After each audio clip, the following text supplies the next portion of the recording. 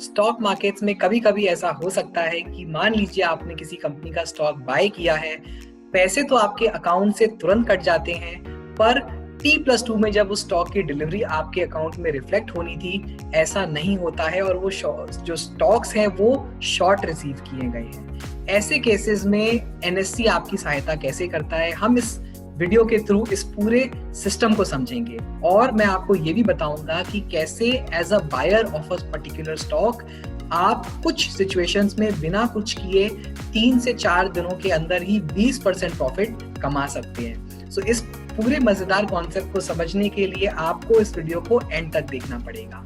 चलिए let's begin.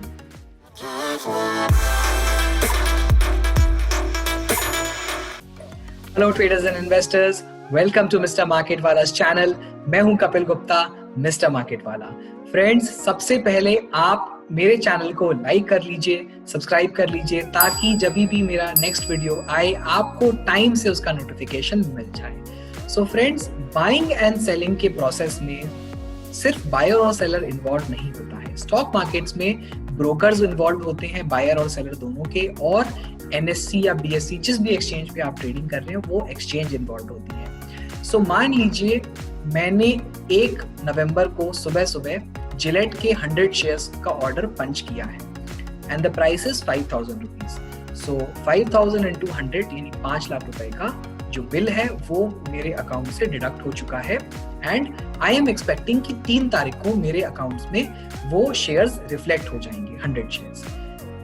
अब मेरा जो सौदा हुआ वो सौदा एक शॉर्ट सेलर के साथ हुआ, यानी शॉर्ट सेलर वो था जिसके अकाउंट में वो शेयर्स नहीं थे, पर उसने 5,000 रुपए के रेट पे 100 शेयर बेच दिया, ये सोच के कि वो बाद में डे एंड होते होते कम भाव में अपनी पोजीशन को स्क्वायर ऑफ कर लेगा, वो किसी और बायर से कम भाव में शेयर्स खरीद लेगा। लेट्स से 4,900 रुपीज में 100 शेयर्स जिलेट के ले लेगा, पर 330 होते होते ऐसा हो नहीं पाया और चाहे तो वो भूल गया अपनी पोजीशन कवर करना, या कुछ टेक्निकल ग्लिच की वजह से वो अपनी पोजीशन कवर नहीं कर पाया, या ऐसा भी हो सकता है कि जिलेट के काउंटर पे कुछ गुड न्यूज आ गई या उसके रिजल्ट्स बहुत अच्छे अनाउंस हो गए और वो काउंटर 20% के अपर सर्किट पे लॉक हो गया, यानी उसका प्राइस हो गया 6,000। अब क्योंकि वो स्टॉक सर्किट में है तो उस वजह से उस स्टॉक के अंदर ट्रेडिंग नहीं हो रही है। अगर ट्रेडिंग नहीं हो रही है तो वो शॉर्ट सेलर उस पोजीशन को स्क्वायर ऑफ नहीं कर सकता है और 3:30 पे उसकी डिलीवरी शॉर्ट रह जाएगी। नाउ इस प्रॉब्लम का जो पता है वो एक्सचेंज को लगेगा 3:30 के बाद पे। जब एक्सचेंज अपने बुक्स को मैच करेगा उसे पता चलेगा कि एक ब्रोकर है जिसका क्लाइंट है एक शॉर्ट सेलर, उस क्लाइंट से जिलेट के 100 शेयर्स एक्सचेंज को मिलने थे पर वो शेयर्स एक्सचेंज तक आए नहीं है, और ये 100 शेयर्स एक और दूसरा ब्रोकर है जिसका एक और क्लाइंट है, मान लीजिए मिस्टर मार्केट वाला, उसको ये शेयर्स जाने थे पर ये शेयर्स उस तक पहुंचाने के लिए एक्सचेंज के पास शेयर्स ही नहीं है। सो ऐसे केसेस में एक्सचेंज को इंटरवेंशन करना पड़ेगा और एक्सचेंज, यानी लेट्स से हमने NSE पे डील किया है तो NSE T+2 यानी कि 1 तारीख को ये ट्रेड हुआ, 3 तारीख को 3 नवंबर को एक ऑक्शन मार्केट कंडक्ट करेगा। सो ऑक्शन मार्केट जो स्टॉक मार्केट्स के अंदर होता है ये पैरेलली नॉर्मल मार्केट्स के साथ साथ रन किया जाता है डे टू डे बेसिस पे। यहाँ पे ऐसे ही रोज बहुत सारे शॉर्ट सेलर्स आते हैं जिनका पोजीशन जो है डिलीवरी का वो शॉर्ट रहता है और उनको ऑक्शन में शेयर खरीद के अपने बायर्स को देना होता है वाया द एक्सचेंज। इन सब चीजों को कंट्रोल करता है एक्सचेंज। नाउ 3 नवंबर को एक्सचेंज मार्केट में ये ऑक्शन मार्केट कंडक्ट करेगा। इसकी इंफॉर्मेशन वो पहले से ही अपने पार्टिसिपेंट्स को दे देते हैं। सो ऑक्शन मार्केट में बेसिकली एक्सचेंज के मेंबर्स पार्टिसिपेट करते हैं, जनरली रिटेल इन्वेस्टर्स नहीं पार्टिसिपेट करते हैं। कुछ केसेस ही हैं, एक्सेप्शन ब्रोकर्स होते हैं जो अपने क्लाइंट्स को अलाउ कर देते हैं ऑक्शन मार्केट्स में सेल करने के लिए, नहीं तो जनरली ये ब्रोकर्स या मेंबर पार्टिसिपेंट्स या जिनके पास SME पोर्टल का एक्सेस होता है वही लोग ऑक्शन मार्केट में जाते हैं। ऑक्शन मार्केट इकलौता ऐसा मार्केट है शेयर बाजार का जहां पे आप कुछ खरीद नहीं सकते, आप सिर्फ बेच सकते हो, और खरीदने वाला जो है वो एक्सचेंज है, वो आपसे आपके शेयर खरीदेगा। सो मान लीजिए जिलेट काउंटर का एक जेन्युइन इन्वेस्टर है जिसके पास 100 शेयर से ज्यादा है उसके डीमैट अकाउंट में। उसको इस बारे में पता चला नोटिफिकेशन के थ्रू कि एक ऑक्शन कंडक्ट किया जा रहा है 3 को। Now he will come to the market on 3rd of November and वो अपने 100 शेयर्स एक्सचेंज को दे देगा। इसके बदले उसको क्या मिलेगा? एक्सचेंज ऑक्शन मार्केट में ऑक्शन के पार्टिसिपेंट्स को प्रीमियम अलाउ करता है 20% तक का। नाउ ऑक्शन जो सेलर है वो अगर नॉर्मल मार्केट में ये शेयर्स बेचेगा तो हो सकता है लेट्स से 3 तारीख तक जिलेट का प्राइस 6000 के आसपास ही था, but he can command whatever price he wants to.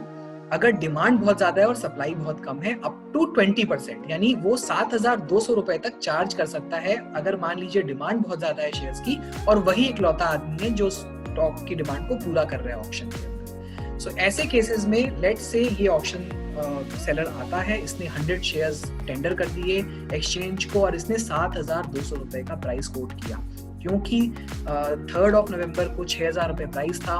Exchange की तरफ से ये अलाउड है कि आप 20% तक प्रीमियम चार्ज कर सकते हो, तो उसे 3rd ऑफ नवंबर के दिन ही 7200 रुपए मिल गए। ये सारा जो डिफरेंस है, हमने तो 5000 रुपए में सौदा किया है शॉर्ट सेलर के साथ, बट एक्चुअली में जो एक्सचेंज सौदा कर रहा है वो 7200 रुपए, यानी 2200 रुपए का जो डिफरेंस है वो शॉर्ट सेलर के मत्थे चढ़ जाएगा। मुझे मेरे शेयर्स 5000 के जो थे 100 शेयर्स वो मुझे उसी रेट पे मिलेंगे, क्योंकि मैंने तो सौदा पहले ही कंफर्म कर रखा था, मैंने पेमेंट भी कर दिया था। शेयर्स जो आने बाकी थे वो मुझे आ जाएंगे ऑक्शन के एक दिन बाद, यानी T+3 पे। लेकिन T+3 पे जो डिफरेंस का अमाउंट है वो शॉर्ट सेलर के मत्थे मार दिया जाएगा, उसको 2200 रुपए इंटू 100 शेयर्स यानी 2,20,000 रुपए का फटका लग चुका है। एक और ऐसा केस हो सकता है जहां पे आपको एज अ बायर फायदा हो जाए। यहाँ पर तो हमने देखा कि सिर्फ जो फायदा हुआ वो ऑक्शन पार्टिसिपेंट को हुआ जिसने अपने शेयर्स बेचे, और जो नुकसान हुआ शॉर्ट सेलर को हुआ। एक ऐसा केस है जहां पे एज अ बायर मुझे फायदा हो सकता है। सो हमने जिलेट का एग्जांपल लिया। जिलेट एक बहुत ही इलिक्विड काउंटर है, इतने ज्यादा वॉल्यूम जिलेट के नहीं होते हैं। सो मान लीजिए ऑक्शन के मार्केट में भी जिलेट का कोई भी इन्वेस्टर नहीं आया, किसी भी इन्वेस्टर ने अपने शेयर्स को बेचने से मना कर दिया, क्योंकि सबको लगता है कि may be Gillette will go further from here, और भी ज्यादा चांसेस है बढ़ने के। ऐसे केस में जो डिसबैलेंस है बुक्स में, जो मिसमैच है वो तो बने रह गया। एक्सचेंज चाहता था कि मुझे मेरे शेयर्स मिले, पर वो मुझे मिल नहीं सकते क्योंकि मार्केट में कोई बेचने को रेडी नहीं है।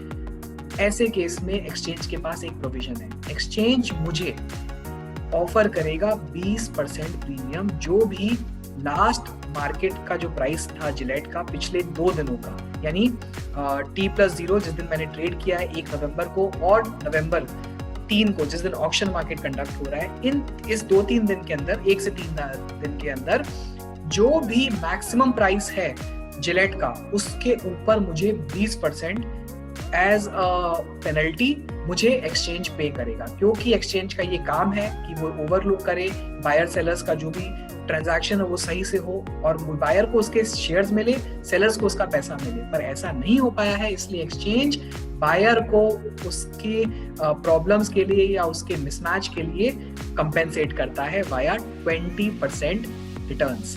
सो आप जब भी एज अ बायर किसी भी शेयर्स को खरीदो जो इलिक्विड काउंटर हो, स्पेशली उस केस में आप जरूर प्रे करो कि हे भगवान, जो मेरा ट्रेडिंग हो वो किसी शॉर्ट सेलर के साथ हो और मुझे मेरे शॉर्ट जो डिलीवरी है वो शॉर्ट आ जाए, क्योंकि अगर इलिक्विड काउंटर रहेगा उसके ऑक्शन में भी चांसेस ज्यादा रहेंगे कि ऑक्शन में कोई उसको दे नहीं सकेगा, एंड आपको घर बैठे जो भी लास्ट 3 दिनों का जो भी मैक्सिमम ट्रेडिंग प्राइस होगा उसके ऊपर 20% प्रॉफिट हो सकता है। सो आई होप आपको ये बात जान के बहुत ही आश्चर्य हुआ होगा। मुझे भी काफी आश्चर्य हुआ जब मुझे पता चला कि ऐसा एक मार्केट एग्जिस्ट करता है जहाँ पे आपको प्रीमियम मिल सकता है अगर आपके शेयर्स शॉर्ट में आए हैं। सो प्लीज आप इस वीडियो को लाइक कीजिएगा, नीचे दिए कमेंट बॉक्स में प्लीज मेंशन करना कि आपको कैसा लगा ये वीडियो, कैसा लगा ये जानकारी के बारे में जान के, एंड ऑल्सो मेंशन कि कभी आपके साथ ऐसा कभी हुआ हो, तो I will be very happy to know कि कौन सा स्टॉक था जिसके अंदर ऐसा शॉर्ट सेलिंग हुआ आपके साथ एंड आपको कभी प्रॉफिट हुआ। So please like and share the video as much as possible. Mister market वाला के चैनल को सब्सक्राइब करना ना भूलें। हम जल्दी ही मिलेंगे अगले वीडियो में, तब तक के लिए दिस इज मिस्टर मार्केट वाला साइनिंग ऑफ।